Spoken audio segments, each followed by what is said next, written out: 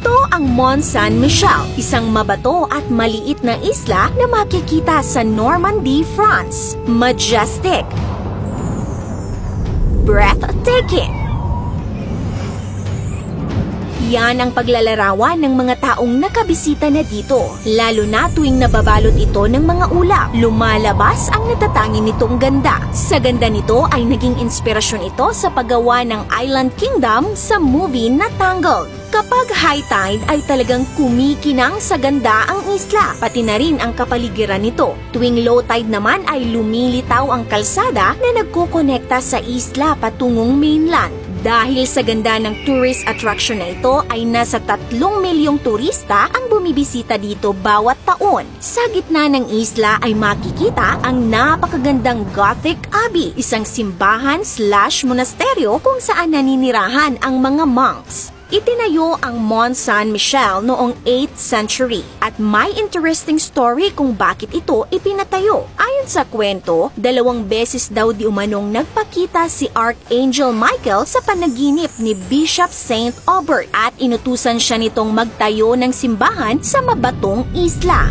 Binaliwala lang daw ito ng bishop at sa pangatlong pagkakataon ay nagpakitang muli ang Archangel sa kanyang panaginip. Nagalit daw si Archangel Michael dahil sa tigas ng ulo ng bishop, kaya sinundot daw di umano nito ang kanyang ulo at nabutas ito. Nung nagising si Saint Aubert ay nandoon pa rin daw ang butas sa kanyang ulo at doon na nga nakapagdesisyon si Saint Aubert na magtayo ng simbahan dedicated kay Archangel Michael. Kaya naman makikita sa tuktok ng simbahan ang kanyang ribulto. Hanggang ngayon ay nakadisplay pa rin doon sa Mont Saint-Michel ang bungo ni Saint Aubert at ito daw ang butas na dulot ng pagsundot ni Archangel Michael. Pagpasok mo sa gate ng isla ay mapapansin mo talaga ang ganda ng medieval architecture na para kang nasa set ng Harry Potter at lalong-lalo ang simbahan sa gitna. Napakaganda at napaka-magical nito na maihahalin tulad sa Hogwarts School. Sa labas ng isla ay makikita din ang napakalawak na pastulan ng mga tupa at dagdag pa sa ganda ang background nitong Mont Saint-Michel. Noong unang panahon, umabot sa 1,200 katao ang nakatira dito. Ngunit ngayon, nasa less than 50 katao na lang ang permanenteng nakatira dito. May panahon din noon na ginawa nilang bilangguan ang islang ito. Ngunit saglit lang ito at mas mahaba ang pagganap nito bilang medieval monastery at tourist attraction. Kung nagustuhan niyo po ang video natin ngayon, ay mag-comment ng big yes. This is your Ate O from our Republic. Hanggang sa muli and stay awesome!